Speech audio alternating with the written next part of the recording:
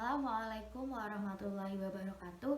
Perkenalkan, nama saya Siti Adifatun Amanah, mahasiswi Politeknik Negeri Semarang, jurusan Akuntansi Prodi Perbankan Syariah dengan NIM 442191125.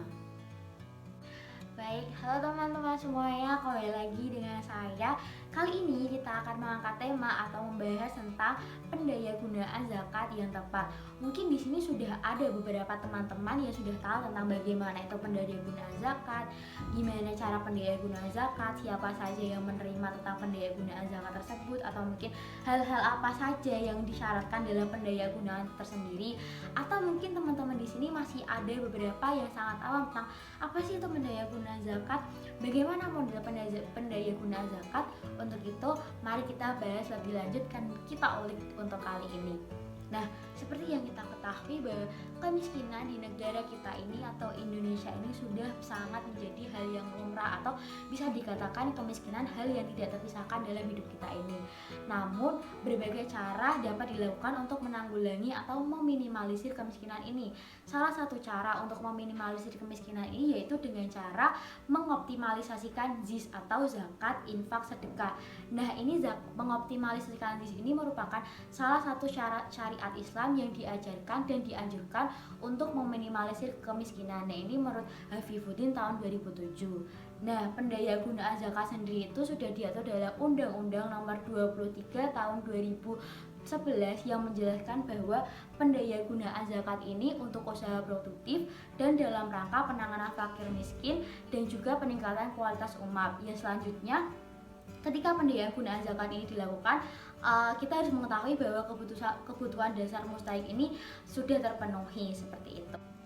Nah, untuk selanjutnya itu yaitu pendayagunaan zakat itu sendiri merupakan segala sesuatu yang berkaitan dengan upaya pemerintah dalam mengelola atau memanfaatkan dana zakat dari hasil pengumpulan zakat untuk didistribusikan kepada para mustahik yang berpedoman sesuai syariat Islam, tepat guna, memanfaatkan secara efektif dengan melalui pendistribusian secara produktif dan untuk ditujukan untuk kemaslahatan atau tujuan ekonomis dari zakat itu sendiri. Nah, sementara itu, dalam proses pendayagunaan zakat terdapat beberapa prosedur. Nah, ini terdapat 4 prosedur. Yang pertama yaitu ada studi kelayakan, yang kedua yaitu menetapkan jenis usaha produktif, yang ketiga yaitu melakukan bimbingan atau penyuluhan, dan yang keempat yaitu pemantauan. Nah, itu merupakan 4 prosedur dalam pendayagunaan zakat. Nah, untuk selanjutnya, pendayagunaan zakat ini lebih diarahkan untuk pemberdayaan, di mana dalam pemberdayaan ini terdapat berbagai program yang tentunya akan berdampak positif bagi umat Islam, khususnya umat Islam yang kurang beruntung. Nah, dengan demikian, adanya pendayagunaan ini tentunya akan menciptakan kepemahaman dan kesadaran serta membentuk sikap dan perilaku hidup individu ataupun kelompok menuju kemandirian. Dengan demikian, pemberdayaan ini memiliki tujuan untuk memperkuat posisi sosial dan ekonomi untuk mencapai penguatan kemampuan dengan bantuan dana zakat. Nah, dalam hal ini dana zakat produktif, sehingga para mustahik dapat lebih meningkatkan pendapatannya dari hasil usaha melalui bantuan dana zakat produktif. Nah, setelah itu para mustahik dapat melakukan kewajibannya yaitu membayar zakat dari hasil usaha atau dari hasil bantuan dana zakat produktif tersebut. Nah, untuk selanjutnya yaitu penyaluran zakat. Penyaluran zakat di sini dibagi menjadi 2, yaitu penyaluran zakat secara langsung dan penyaluran zakat dengan pendayagunaan.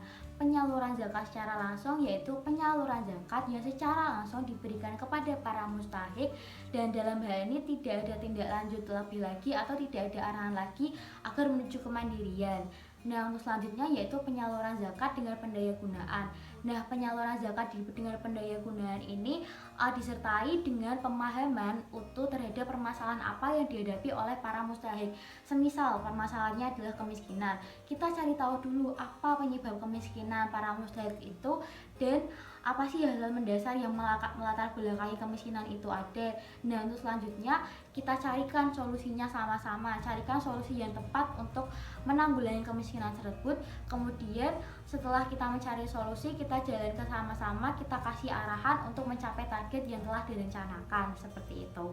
Dalam prakteknya, penyaluran zakat dengan pendayagunaan ada beberapa macam. Yang pertama, pemberian atau peminjaman modal, yang kedua yaitu pelatihan keterampilan kerja, yang ketiga yaitu bantuan sarana dan prasarana usaha, yang keempat atau yang terakhir yaitu mengelola harta zakat dalam bentuk suatu usaha yang hasilnya diberikan kepada mustahik.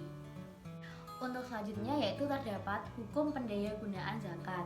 Nah, hukum pendayagunaan zakat ini pada dasarnya sebagai kita ketahui bahwa tugas utama amil adalah menyampaikan harta zakat atau hasil pengumpulan zakat ini kepada para mustahik. Nah, sebab harta zakat ini adalah milik mereka atau dalam artian bahwa orang yang berhak menerima zakat adalah para mustahik ini. Nah, oleh sebab itu karenanya amil tidak boleh salah menasarufkannya tanpa seizin mereka. Nah, inilah prinsip pendayagunaan harta zakat yang harus diperhatikan oleh para amil sehingga nantinya para amil ini terhindar dari pendayagunaan yang tidak dilegalkan menurut syariat Islam. Nah, berikut ini terdapat beberapa pendayagunaan atau hukum pendayagunaan harta zakat yang berkembang di Indonesia. Yang pertama yaitu ada peminjaman. Nah, dalam hal ini harta zakat tidak boleh disalurkan dalam bentuk modal atau peminjaman modal usaha. Yang kedua yaitu pemberian alat kerja. Nah, dalam hal ini amil boleh mendistribusikan zakat dalam bentuk alat-alat kerja sesuai keterampilannya atau alat-alat kerja sebagai modal usahanya.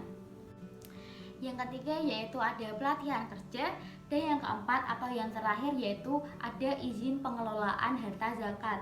Nah, dalam izin pengelolaan harta zakat ini seperti yang kita ketahui bahwa tugas utama seorang amil adalah mendistribusikan zakat kepada para mustahik. Namun apabila dalam suatu kondisi dipandang bahwa harta zakat tersebut akan lebih maslahat jika didayagunakan dan dikembangkan dalam suatu usaha, maka harus memenuhi beberapa syarat. Nah, dalam hal ini terdapat 4 syarat. Yang pertama yaitu syarat mendata dan menentukan mustahik zakat yang hartanya akan didayagunakan atau dikembangkan. Yang kedua yaitu memenuhi kebutuhan dasar atau kebutuhan mendesak para mustahik terlebih dahulu. Yang ketiga yaitu menyerah terimakan harta zakat kepada masing-masing mustahik yang telah terdata sehingga harta tersebut benar-benar menjadi milik para mustahik. Dan yang keempat atau yang terakhir yaitu mendapatkan izin pengelolaan harta zakat. Yang sebenarnya dalam hal ini status harta zakat ini bukan harta zakat lagi karena harta zakat ini telah menjadi milik para mustahik, seperti itu. Nah, baik, setelah keempat syarat tadi yang sudah disebutkan itu terpenuhi, maka harta milik masing-masing mustahik dapat didayagunakan dan dikembangkan dalam usaha yang tentunya usaha tersebut merupakan usaha yang halal, usaha yang aman, usaha yang terhindar atau usaha yang tidak melanggar syariat dan prinsip-prinsip Islam. Nah, dalam pendayagunaan zakat seperti ini atau dalam pengembangan dana zakat seperti ini, amil dalam hal ini tidak lagi bersifat sebagai atau tidak lagi menjadi amil zakat, tetapi dalam hal ini amil menjadi mitra kerja para mustahik. Nah, oleh karena itu keuntungan atau kepemilikan yang ada nantinya disesuaikan dengan prinsip-prinsip yang ada atau sesuai dengan akad yang digunakan. Jadi intinya dalam hal ini juga tidak melanggar syariat Islam dan tetap berada disesuai dengan hukum-hukum fikih muamalah yang ada, seperti itu. Nah, untuk selanjutnya yaitu terdapat beberapa hal atau terdapat beberapa faktor yang harus diperhatikan dalam penyaluran dan pemberdayaan dana zakat.